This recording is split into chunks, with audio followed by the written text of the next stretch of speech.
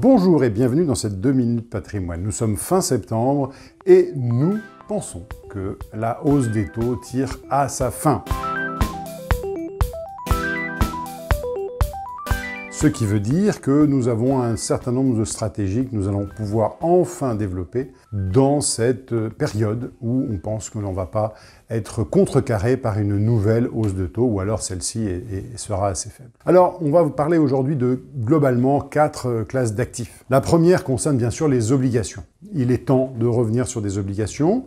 Alors, plutôt des obligations en euros, quand on dépense son patrimoine en euros, puisque on peut aussi prendre des taux plus élevés aux États-Unis. Attention au risque de change. Si on prend des taux plus élevés aux États-Unis, soit on se couvre du risque de change et souvent ça mange la performance, soit on prend un risque et dans ces cas-là, il vaut mieux pouvoir ou avoir à dépenser son patrimoine en dollars. Deuxième point, les produits structurés. Nous avons été pendant très longtemps timorés par rapport aux produits structurés, mais ces derniers s'appuient sur la problématique des taux, et avec des taux plus élevés, on a la possibilité de baisser les barrières de protection ou d'avoir des capitaux garantis, voire même des rendements garantis. Donc nous avons un certain nombre de produits structurés que nous allons intégrer aussi au portefeuille selon les émissions qui nous sont proposées. Il y a ensuite la dette dite non cotée. Alors la dette non cotée, ça peut être un produit un peu plus risqué, mais d'autant plus intéressant en termes de rendement. Notamment, et un certain nombre de sociétés ont toujours des problématiques de rachat ou de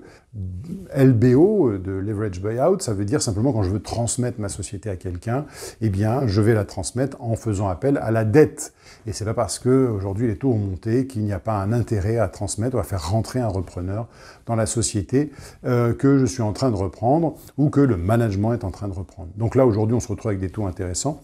Et dans la dette non cotée, on trouve des spécialistes qui peuvent nous permettre de retrouver du rendement. Une autre opportunité concerne le non coté en actions ou private equity. Il faut savoir qu'un certain nombre de fonds se sont positionnés au cours de ces dernières années et certains ont pu peut-être acheter un peu cher certaines participations dont ils ont besoin de se défaire pour récupérer de la liquidité.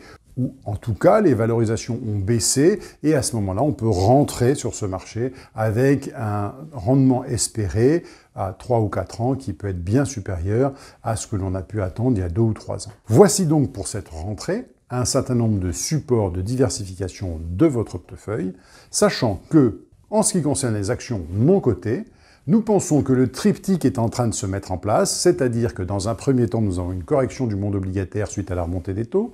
Dans un deuxième temps, c'est l'immobilier qui souffre de cette remontée des taux. Et normalement, logiquement, les actions cotées devraient à leur tour souffrir de cette remontée des taux.